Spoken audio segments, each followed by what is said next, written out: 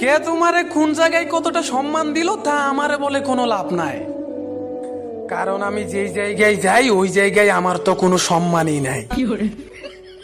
তোর কাছে টাকা পয়সা আর ক্ষমতা আছে, যত্ন কইরা আকলায়া রাখ, তা আমারে দেখাইস না, কারণ ক্ষমতা আমারও কম ছিল না, যেইখানে প্রয়োগ করছি ওই জায়গায় মাইর খাইছি। তুই আমার অতীত আর বর্তমান দেখছস, তবে ভবিষ্যৎ দেখাস নাই। এমন কিছু করতে যাচ্ছি এই যে টুকটাক কয়েকজনে সম্মান করে, সামনে তাও করবে না। তোমরা বউ আর গার্লফ্রেন্ড নিয়ে ভিডিও করে কি বোঝাতে চাও, আমি তা পারি না।